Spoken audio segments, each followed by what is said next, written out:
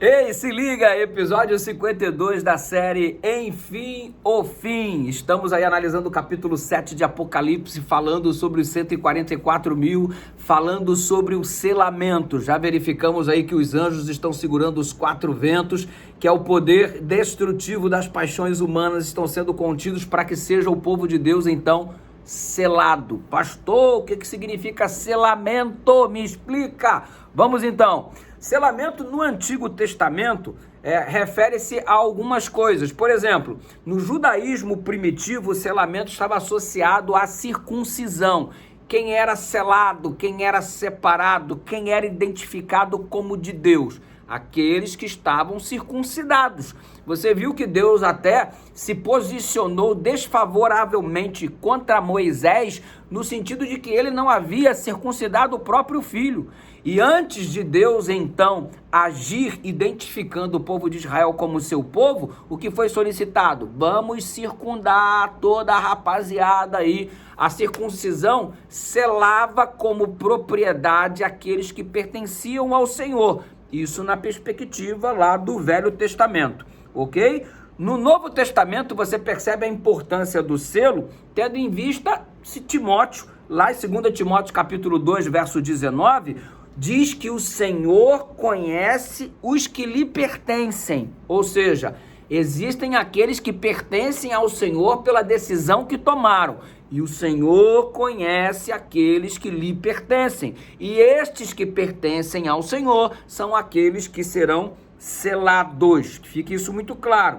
No Apocalipse capítulo 7, você está percebendo que os servos de Deus estão recebendo um selo como proteção às calamidades, uma proteção contra as calamidades que acompanharão o tempo do fim. No tempo do fim, isso daqui vai se tornar, meu irmão, uma panela fervendo, ou seja, vai se tornar um processo convulsivo tremendo este mundo. E diante de todas as calamidades, os protegidos são aqueles que serão selados. Ok? Muito bem. A declaração no livro Eventos Finais, na página 220, diz assim: o selo de Deus funciona não como uma marca visível, mas como alguma coisa que significa, Eventos Finais, página 220, a consolidação da verdade, tanto intelectual como espiritualmente, de modo que o povo de Deus não possa ser abalado.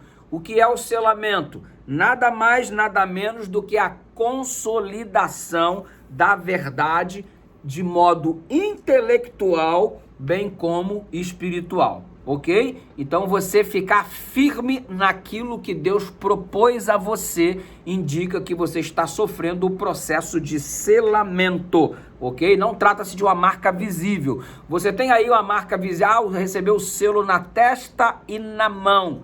Tem que ver com aquilo que você faz e tem que ver com aquilo que você acredita. É o sentido figurado sendo exposto aqui. Muito bem. Quando você dá uma olhada lá no capítulo do Apocalipse, no capítulo 14, você percebe que também existe a referência aos 144 mil. Exatamente, lá no Apocalipse 14. E diante da cena que está sendo exibida em Apocalipse 14, esta marca é denominada de nome. No capítulo 7, recebe a marca, o selo na testa e na mão. No capítulo 14, na testa, os 144 mil recebe o nome de Deus. Ou seja, nome é igual a selo. Essa é a conclusão. Se no capítulo 7 tem a marca e no capítulo 14 tem o nome, nome e marca são a mesma coisa. Beleza?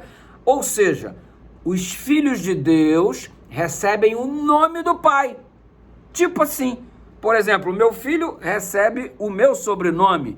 Então, os filhos de Deus recebem o nome de Deus.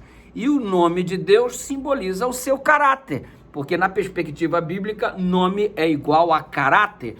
Por isso que os 144 mil exibem as características que são semelhantes ao caráter de Deus. São pessoas que não se contaminam com o pecado, com o mal, pessoas que disseram não para o erro, ou seja, estão parecidos com o Pai, recebem o nome do Pai, estão difundindo o caráter do Pai, porque nome é sinônimo de caráter.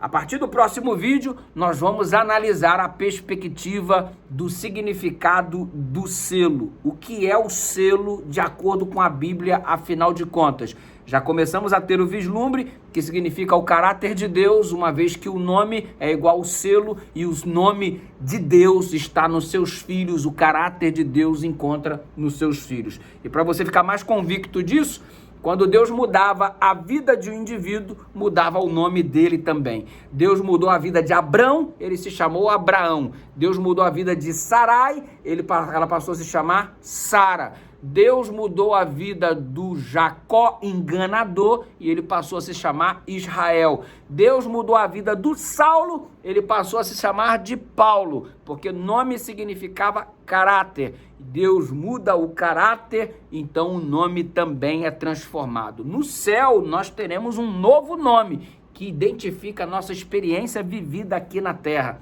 Que nome será que você vai receber no céu? Eu queria saber, que esse dia chegue logo. Um abraço.